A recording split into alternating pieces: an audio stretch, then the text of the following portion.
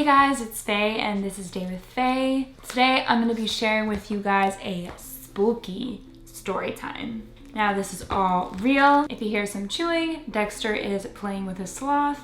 His little butt is right here. Actually, Dexter sprained his knee a couple of days ago, so that's why the bed is much lower. I didn't want him to jump on anything. He's kind of on limited activity. It was super sad to see him limping and stuff like that. Basically, long story short, Dexter was at a doggy playground, was on one of the little obstacle thingies, which was really high. He saw another dog. He's pretty dog aggressive, so he jumped off and landed weirdly, and that is how he sprained his knee. But he is getting better now. I have to have him on limited playtime and make sure he's not like jumping up. So on to the story. It was high school, I think probably like junior or senior year for me.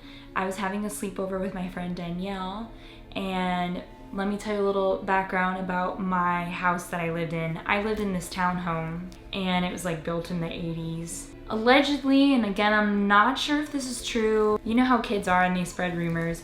Allegedly, someone had passed away in that house, and that's why it was so cheap to buy.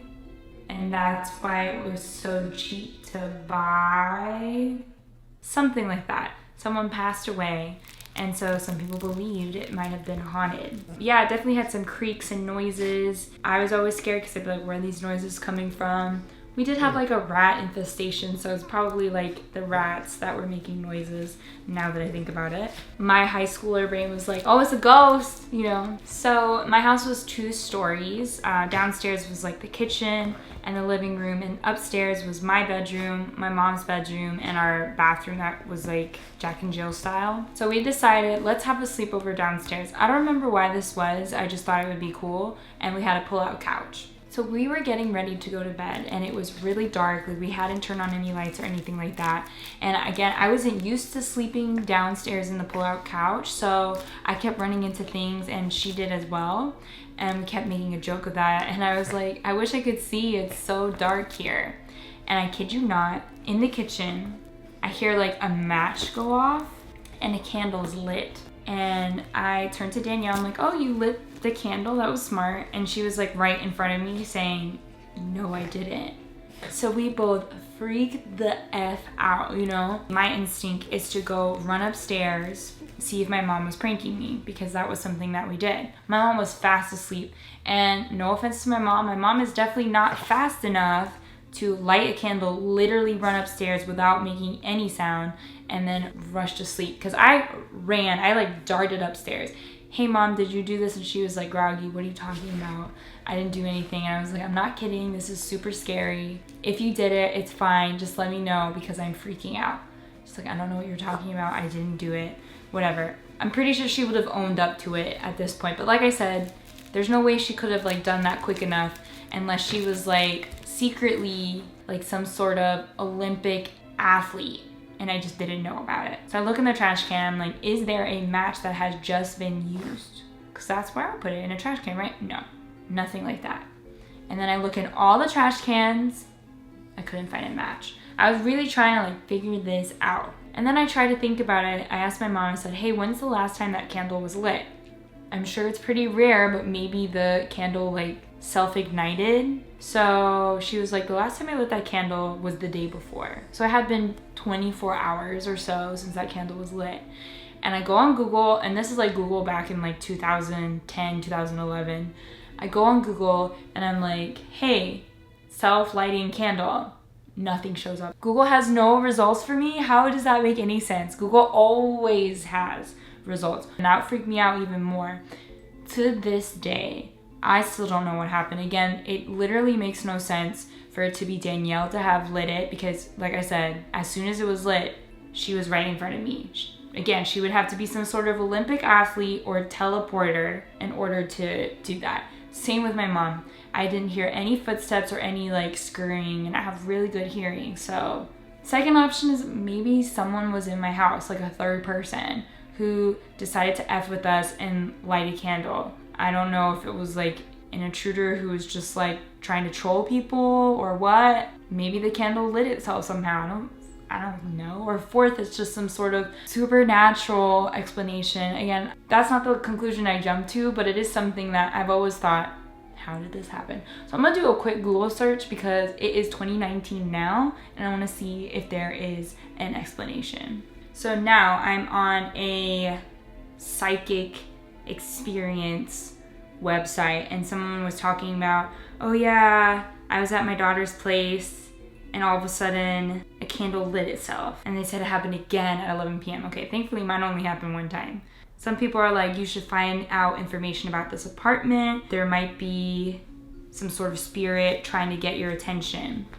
Which again, if was there a spirit trying to like hit me up? Was that man who allegedly died in that house, was he trying to say something? I don't know. But why are you talking to me? I'm like freaking 16 or 17 at this time. I can't do anything for you.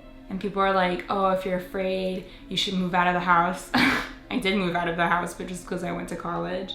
So again, someone says, it seems like someone is wanting to get attention. Who or why can only be answered by you. While I'm searching like candle lit itself, all the stuff that's coming up is like spiritual things. He heard a dog outside. Okay, listen now. You gotta calm down. You're hurt, remember? Nothing really comes up besides people who have like gag candles where it's like, oh hey, you buy it and it does it itself with like a button or something like that. I'm telling you, that candle was like a normal Bath and Body Works candle. I bought that with my mom. It wasn't anything special, I promise you. There's an Ask Reddit post. I like this because while it might be cool to have some sort of like supernatural answer to it, there's gotta be like a real scientific answer to it, because that's what the skeptic in my brain craves, you know? So it says, I was chilling in my living room, and before I went to bed at 11 p.m., I blew the candle out. They woke up again at 12:40 a.m. There was no light, but then by the time they got up at 6 a.m., it was burning pretty strongly. So that's about like 7 hours in the difference in time, which the difference that happened with my candle was about like 24 hours. And people say the wick still harbored an ember after you blew out the candle. Air moving over the ember elevated the ember to its kindling point, and it reignited. And someone said, I would normally go with this answer, but I don't think an ember would last that long, and even if it did, candles smoke when there's an ember, and a candle smoking for an hour and a half would stink the place up pretty noticeably. And they're like, did you smell any candle smell? I didn't, so... Some other answer said it could mean that the candle wick was composed of or covered with a substance that can undergo spontaneous combustion, or that it can catch fire at room temperature by chemical reaction. That's so weird. Don't you feel like that would happen way more frequently? Honestly, I don't really get it. I know some people might believe that I'm like lying about this. I promise you I wouldn't lie, and I promise you I'm not lying. It did happen. It was really weird. So my head is probably like, yeah, the spontaneous combustion happened, even though that, to me, that seems super unlikely, but I guess it has only happened one time in my life so far. The supernatural thing with the whole they're trying to communicate with you, that creeps me out. I don't like it. I don't want that to be the answer. When I was really little, this lady who was like the grandma to me in Venezuela told me like, oh, spirits like to talk to you and they see you as some sort of vessel. And I was like 7 when she told me that. And I was like, no,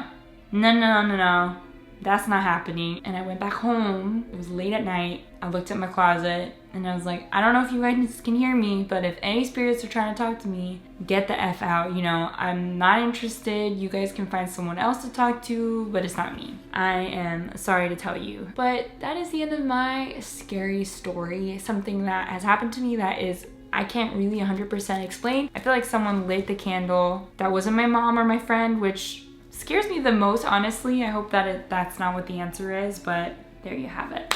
What do you guys think happened? What do you think the possible explanation is?